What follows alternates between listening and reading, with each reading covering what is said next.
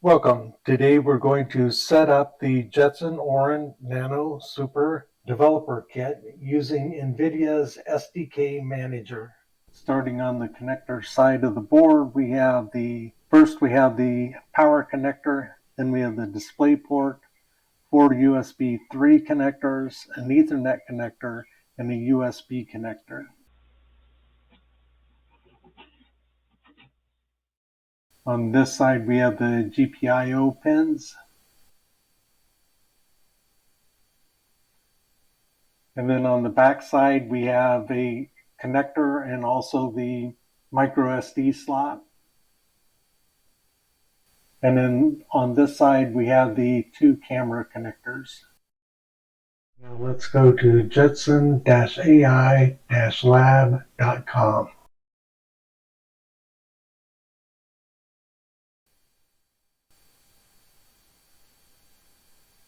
Okay, so we get our cookie comment here. I'm going to go ahead and click agree.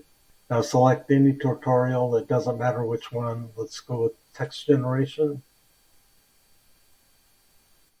Come up here to where it says Jetson Setup Guide. Okay, and then initial setup SDK Manager method. Okay, so this is the method that we're doing. We're going to use the NVIDIA provided SDK Manager. This is only valid on Ubuntu 20.04 or 22.04. So this is the alternative method for setting up the Orin Nano. It is much faster and easier. We will be installing the latest JetPack 6. I believe it's 6.2. And this can only be done with Ubuntu 20.04 or 22.04. You can use a microSD card. It says 64 gigabyte. I'm pretty sure someplace else I saw 256. What I recommend that you use is an NVMe SSD. Now I happen to use a 1 terabyte card. For flashing, you will need a USB-C plug for the Jetson. And then the other end depends upon your PC. And you also need a jumper pin. Now when we actually boot the system, which will come later after the flashing, you'll need some cabling. So the Orin Nano has a display port on it. So you will need a DisplayPort cable with the other end compatible to whatever monitor you're using. So if you're using a DisplayPort compatible monitor, you'll need a DisplayPort on both ends. My monitor is an HDMI compatible monitor. So I'm using a DisplayPort to HDMI cable. And then for both of those, you need a USB keyboard. I'm going to skip this advanced section here. We've already decided that we're going to use the SDK Manager. Now here's a flow chart of what's going to happen. We're going to install the SDK Manager. We will connect the target hardware both physically and via software. We'll select those software components. Download the software onto the computer, flash it, boot the system, and go through initial setup. And then you can start developing with the latest JetPack. I'm going to drop down into my downloads directory. Now let's pop back to the instructions. I'm going to break these commands apart on purpose instead of copying all of them. Let's grab the first command. Copy, paste, that's done.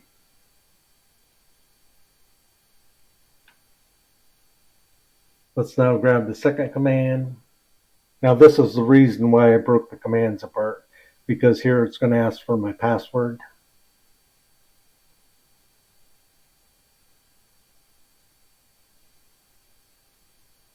Now let's grab the last two commands.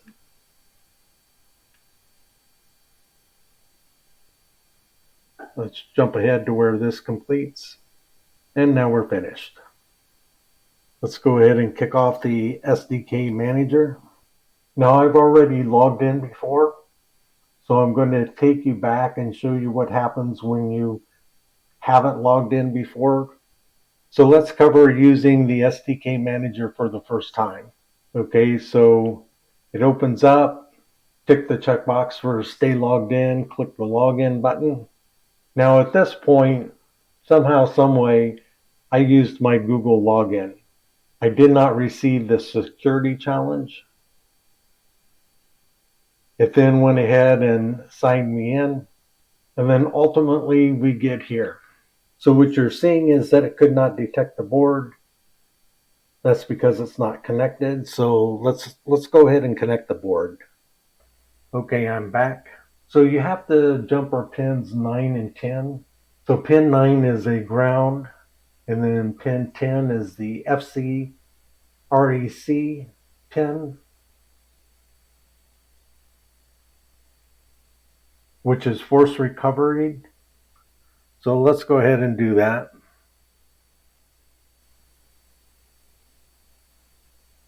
Excuse me while I reach around here.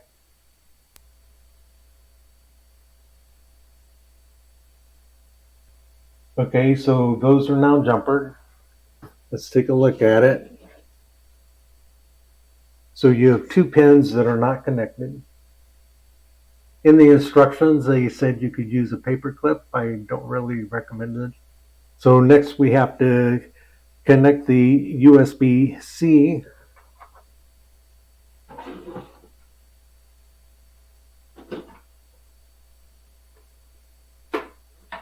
So there's that. Now I'll plug it into my laptop. I had to flip this cable over here so that I didn't have a twist. So now that's connected. Now let's pop back to our screen. It's still saying could not detect board. And that would be because I did not apply the power. So off screen, I'm connecting the power. The power light came on right next to the USB-C connector. Obviously, it spotted the board. I do not know the difference between these two. I always leave it with the first one. I'm assuming that the software is smart enough to know what to do. Click OK. And let's continue to step 2. Now here the instructions say to uncheck everything except for Jetson Linux. So let's go ahead and uncheck that. Let's uncheck that. Scroll down, nothing else is selected.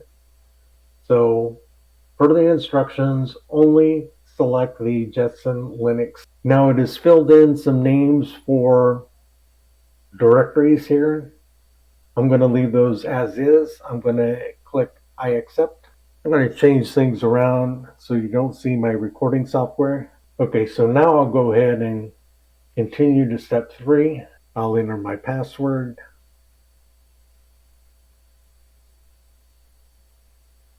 It's going ahead and verifying the system readiness. Okay, that passed. Now, per the directions, we need to change this OEM config to runtime. So here you have the storage device selections. SD card is by default. You can use that. NVMe or even a USB drive. They have some custom options. I haven't been down that rabbit hole. I'm going to go ahead and select NVMe. As I said earlier, I have a 1 terabyte NVMe card, and we'll click flash. And then we're probably going to just jump ahead to where this completes. Let's come back when this is finished. This does take a while. Okay, we have successfully booted the system. Let's go ahead and accept the licenses. Click continue. Okay, I'm recording this in the United States. I'll click continue on English, but you select your language here. Keyboard layout, English, US. I wish to connect to a Wi-Fi. Scroll all the way to the bottom. Enter the password. Let's enter the password.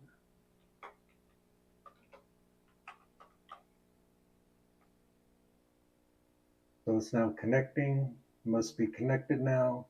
Let's click continue. Okay, so I'm in the Chicago time zone. That would be the central time zone in the United States. Continue. Username, I'm going to do this backwards.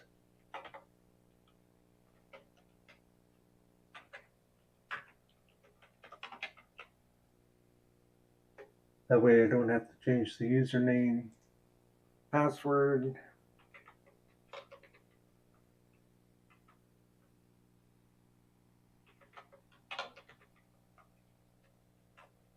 Now I always select require my password. I've ran into problems where I needed to use software and I would just rather do it one time. Some people choose it.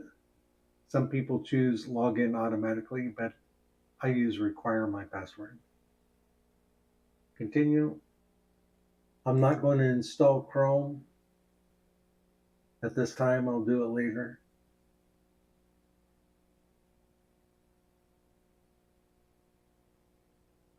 And it's going ahead doing the system config, applying changes.